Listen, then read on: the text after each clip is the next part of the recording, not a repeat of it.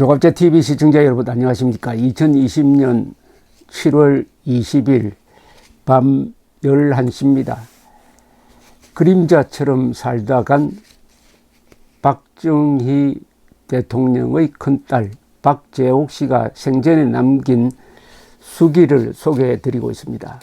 그동안에 4차례에 걸쳐서 말씀을 드렸는데 예상 밖으로 보시는 분들이 참 많습니다.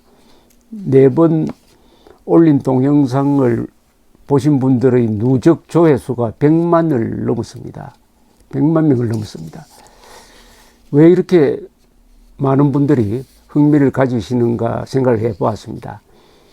박정희 대통령의 인간적 면, 그리고 박정희 대통령의 알려져 있지 않는 가족 관계, 그리고 결혼, 이혼, 또 동거, 또 재혼, 이런 과정과 그 틈바구니 속에서 고생을 하면서 자란 박재옥 씨의 심경에 대한 동감이 아니냐 하는 생각도 들었습니다. 저로서는 박정희라는 위대한 인물의 인간적 면모를 보여드리게 되어서 다행스럽게 생각합니다. 어떤 사람을 볼 때 우리는 바깥으로 드러난, 공식적으로 드러난 그 공적인 면과 함께 보이지 않는 사적인 면에 관심을 기울입니다.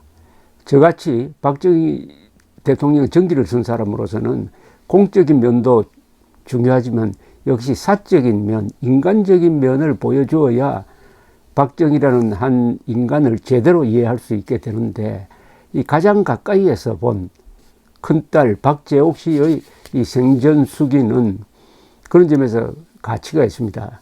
이것은 월간조선 기자이던 강인선, 현재 조선일보 부국장입니다.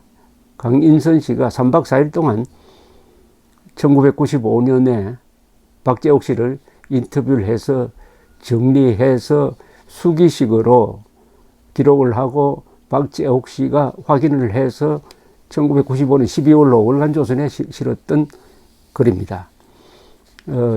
전번까지는 박재옥 씨가 결국 어머니 김호남 씨가 이혼을 당하니까 어머니와 함께 고향을 떠나서, 구미를 떠나서 대구로 갔다가 대구에 가보니까 또 어머니에게도 다른 남자가 있어가지고 그 있기가 거북해서 아주 독한 마음으로 어머니를 멀리하고 다시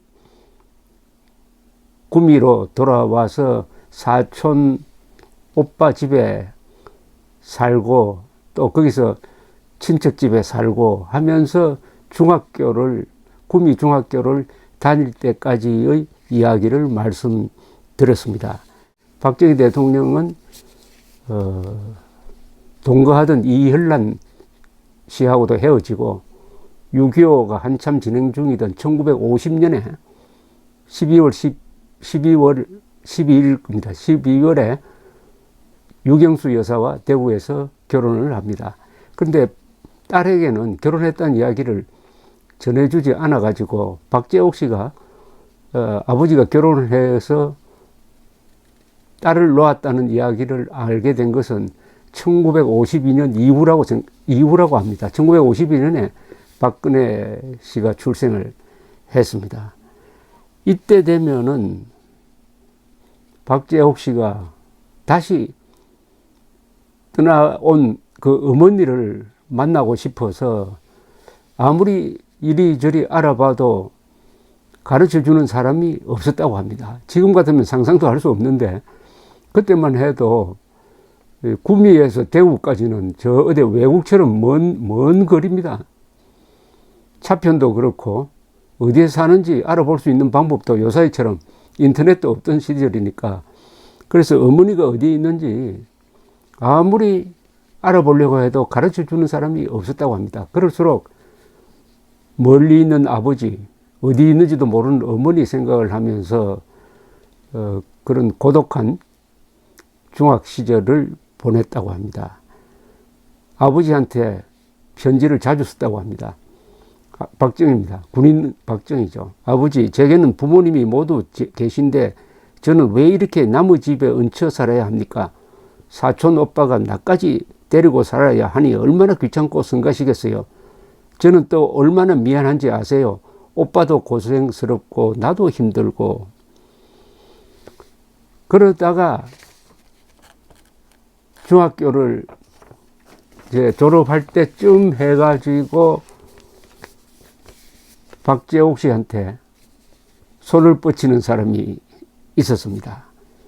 누구냐? 바로 JP 김종필 씨 부부였습니다. 그때 김종필 씨하고 박영옥 씨가 결혼을 한 직후였습니다. 박영옥 씨는 누구냐 하면은 박정희 대통령의 바로 위의 형 박상희.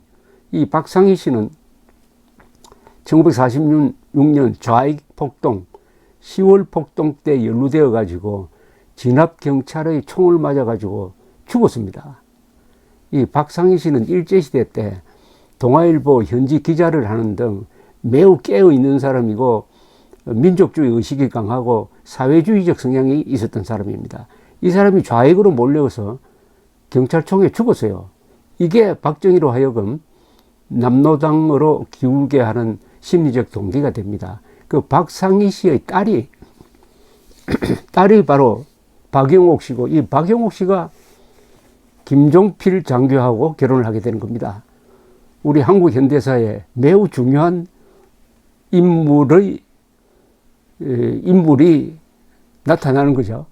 그럼 김종필과 박정희는 뭐냐면은, 김종필 씨는 6사 8기생으로 들어갔습니다.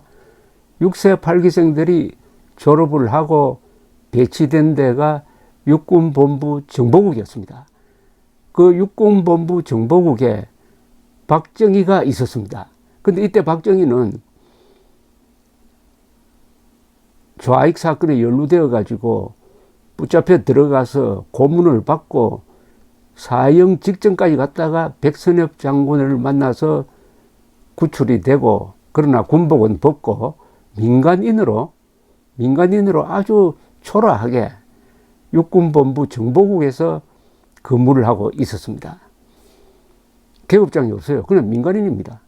그러나 군사기술이 워낙 뛰어난 분이니까 이 갓 648기를 졸업한 김종필 동기생들이 자연스럽게 박정희 주변으로 몰려들게 되었습니다. 인격적으로나, 그리고 만주군관학교에서 최우등생, 일본 육사 출신에다가 등등 학력도 좋고, 그리고 무엇보다도 인격이 좋고 과묵하고, 그러나 술 한 잔 하면은 아주 사람이 달라지듯이 쾌활하고 하는 박정희에 매료된 김종필의 동기생들이 박정희를 모시면서 여기서 그 10여 년 뒤에 일어날 5.16의 주체 세력의 인맥이 이때부터 형성이 됩니다. 참 신비하죠. 그래서 박정희가 김종필을 잘 본 거고, 김종필 장교한테 자기 형의 딸을 소개해 준 거죠. 그래서 박영옥, 김종필 씨가 부부가 됩니다. 두 분 다 이제 최근 몇 년 사이에 돌아가셨습니다만은. 그래서 서울에 살림을 차리니까 그 박영옥 씨가 내려와서 박재옥 씨를 보고 우리 집에 가서 살자 해가지고 서울로 데리고 갔답니다. 이렇게 해서 박재옥 씨는 고향을 떠나게 됩니다. 요게 1953년, 4년 무렵으로 보입니다. 자, 이렇게 되니까 처음으로 박재옥 씨는 아버지와 좀 가까운 곳에 올라오게 되었습니다. 그런데 이 박영옥 씨는 어릴 때부터 박재옥 씨와 아주 친하게 지난 사이니까 아주 스스럼이 없고 성격도 아주 쾌활하고 하니까 눈치 보지 않고 김종필, 박영옥 두 분이 이제 신혼생활을 하고 있는데, 거기서 같이 살면서 동덕여고를 다니게 되었습니다. 동덕여고. 근데 그때까지만 해도 유경수 여사는 만난 적이 없었어요. 재혼한 지가 그때쯤 되면 한 4년쯤 지났는데, 그러다가 어느 날 갑자기 제기동에 살고 있는 김종필, 박영옥 부부 집으로 유경수 여사가 불쑥 나타났다는 겁니다. 그 대목을 이렇게 쓰고 있습니다. 어느 날 제기동 언니 집으로, 언니는 박영옥 씨입니다. 언니 집으로 유경수 여사가 불쑥 찾아왔다. 예고 없는 방문이었지만 나를 데리러 왔다고 하기에 나는 두말하지 않고 유 여사를 따라 나섰다. 훗날 안 일이지만 친척들이 그렇게 쉬쉬한 나의 존재를 유 여사는 이미 알고 있었다고 한다. 유경수 여사가 결혼할 때 박정희가 이미 한 분 결혼을 한 사람이고 딸이 있다는 것을 아마 알았을 겁니다. 알았는데 아무리 친척들이 쉬쉬하도, 그러니까 데리러 온 거죠. 유경수 여사도 대단하죠. 내가 키우겠다 이렇게 된 거 아니겠습니까? 아버지가 결혼 초에 그 이야기를 한 것인지 아니면 결혼을 하신 후에 알렸는지는 지금도 잘 모르겠다. 박재호 씨의 이야기입니다. 궁금하긴 해도 누구에게 물어볼 수 있는 문제는 아니었기 때문이다.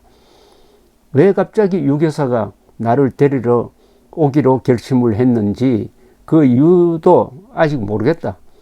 이유는 아무래도 좋았다. 나는 부모님과 함께 살게 되었다는 사실만으로도 만족했다. 이제 처음으로 아버지와 같이 삽니다.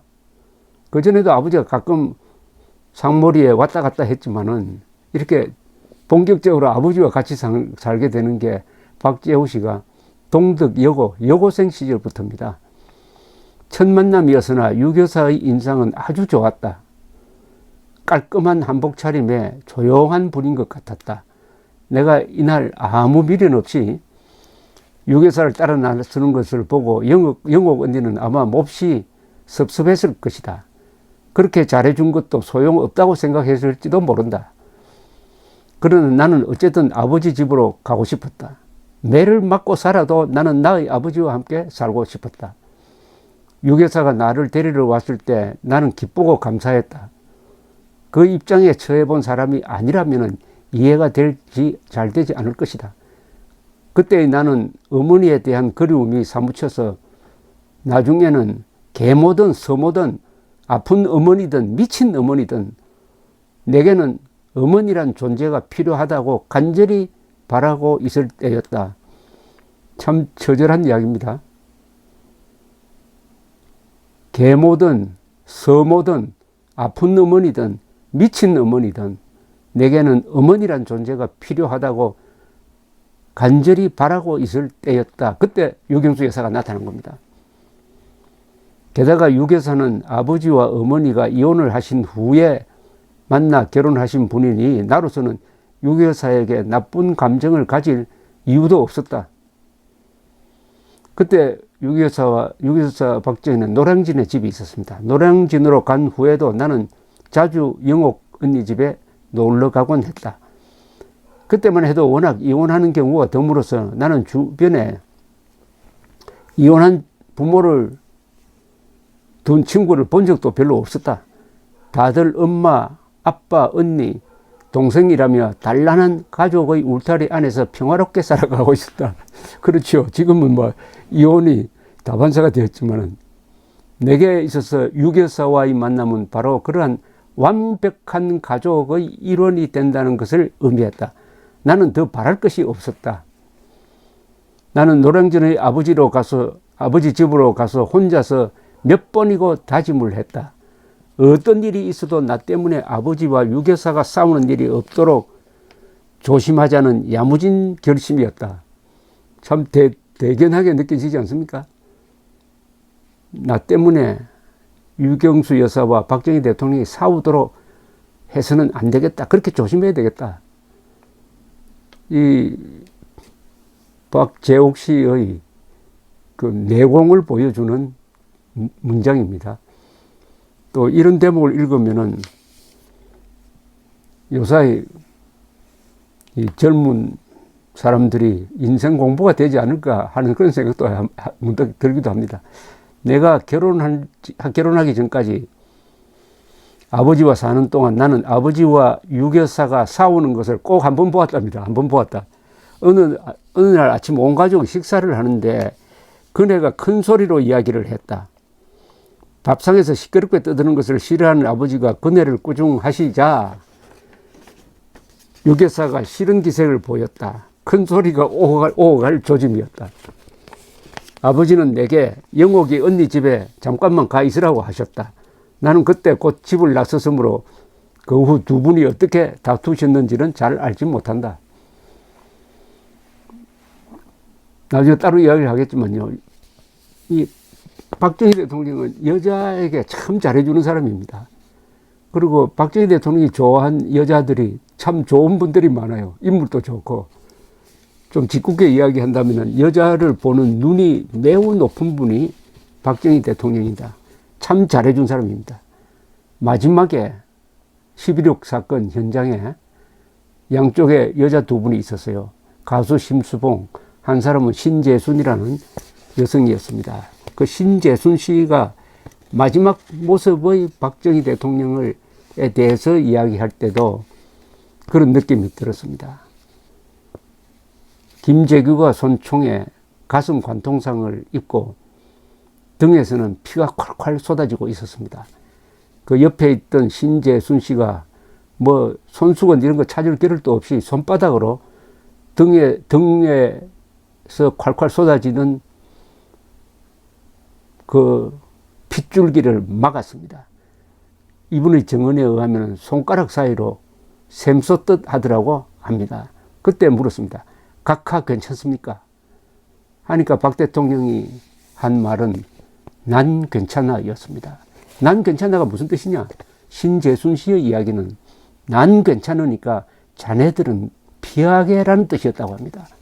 그래서 신재순 씨는 역시 대통령은 이런 위기 속에서도 남을 생각하는구나 하는 느낌을 받았다는 이야기를 제가 들은 적이 있습니다.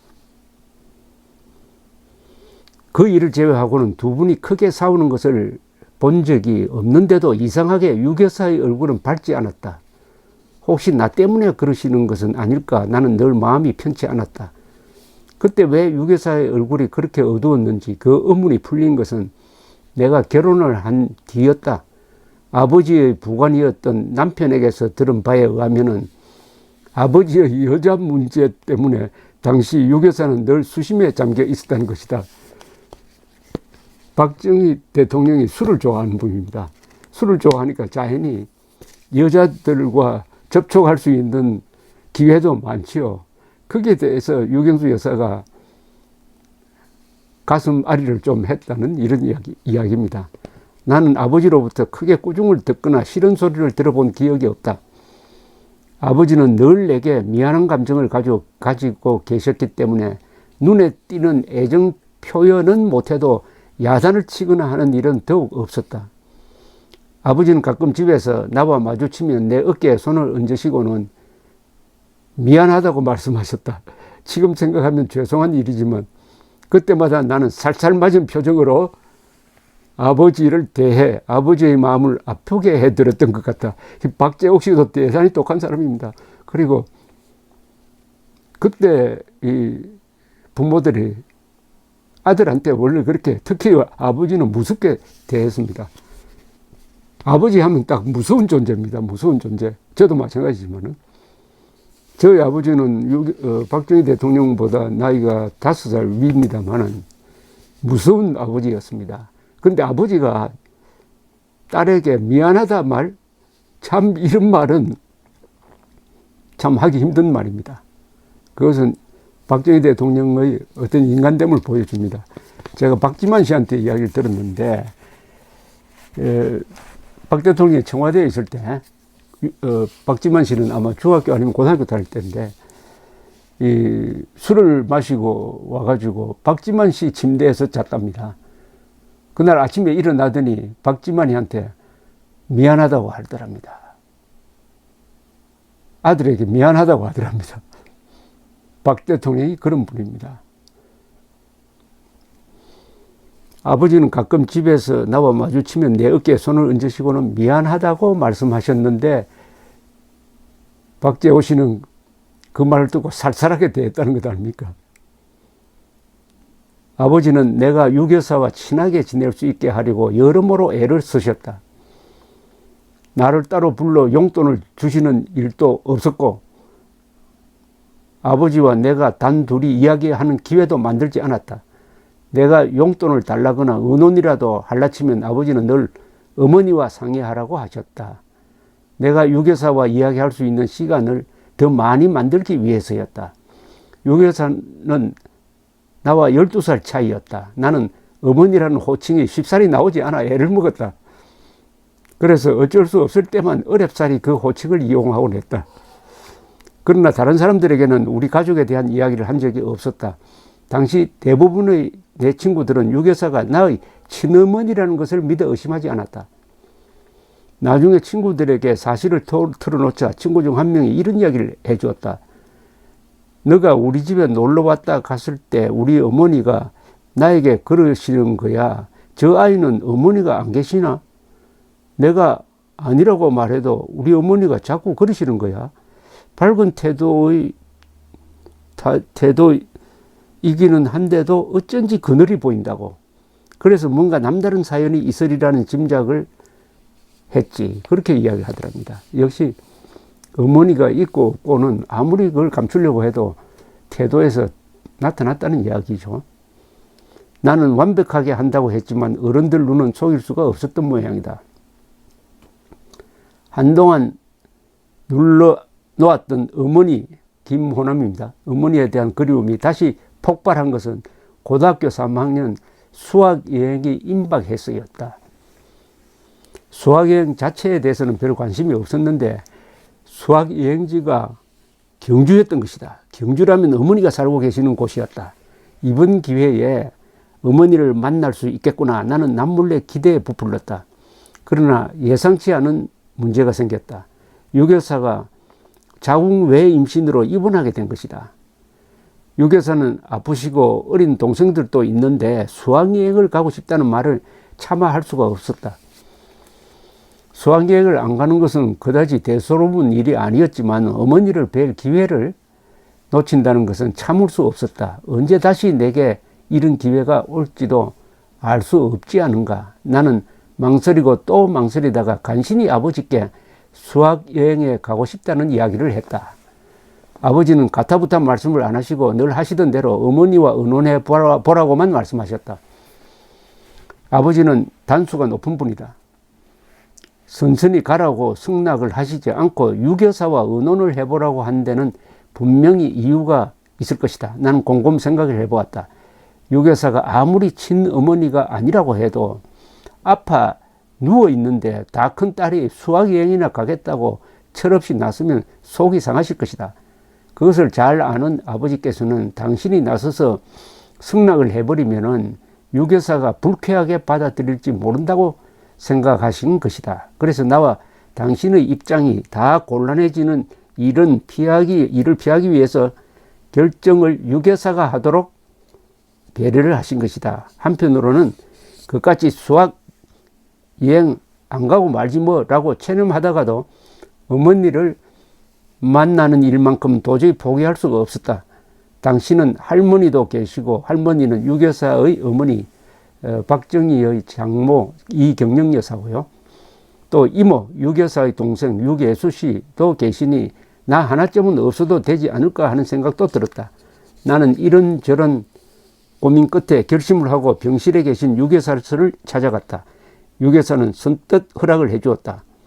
속으로 야 친자식이 아니라서 저렇게 철없이 구는구나 하고 서운하게 생각을 하셨는지는 몰라도 그런 내색은 전혀 하지 않고 갔다 오라고 말씀을 하신 것이다. 아무 기술도 없는 어머니가 과연 무엇으로 살아가고 계신지, 죽을 드시는지 밥을 드시는지, 건강은 괜찮은 것인지 나는 만사가 귀찮다고 생각하면서도 그 생각만큼은 머릿속에서 떠나지를 않았다. 그렇게 어렵게 떠난 수학 여행인데 결국 나는 어머니를 만나지는 못하고 돌아오고 말았다. 어머니와 함께 경주에서 산 일이 있었으므로 나는 그곳을 찾아가 보았다. 어머니는 이미 그곳을 떠나신 것 같았다. 근처에 사는 어머니 친척을 찾아가 보았으나 어디로 떠나셨는지도 모른다고 했다. 그때가 이런 시절입니다. 한번 헤어지면 찾을 방법이 없어요. 그러니까 이산가족이 많이 생겨가지고 1980년대에 KBS를 통해서 이산가족 상봉이라는 일이 일었습니다. 요새 인터넷 세상하고는 완전히 다릅니다. 허탕을 치고 나니 너무나 허탈해서 나는 다시 외갓집에 편지를 보냈다. 어머니의 새 주소를 알려달라고. 그러나 이번에는 외갓집의 반응도 냉랭하기만 했다. 서울의 친척집에 들렀다가 나를 만나러 오신 외삼촌께서 이제 어머니에 관한 것은 모두 잊어버리고 공부나 열심히 하라고 말씀하셨다. 불쌍한 어머니, 도대체 어디에 계시는 건지. 어머니는 아버지에게 버림을 받은 후 새로 만난 남편과 살며 고생도 많이 하셨다고 한다. 그 뒤에 들은 이야기죠. 나는 나중에 어머니를 만나서 아이고 지질이 복도 없는 엄마 재혼을 하려면 좀 부자랑하지 그랬어요.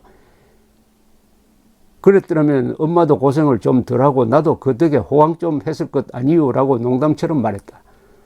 어머니는 역시 가만히 웃기만 하셨다. 그게 다 내 팔자 아니겠니? 어머니는 모든 것을 팔자로 돌리곤 하셨다. 오늘은 여기까지 하겠습니다. 다음에는 박재옥 씨가 결혼하는 이야기와 다른 이야기를 같이 소개해 드리겠습니다. 계속 경청해 주시기 바랍니다. 감사합니다.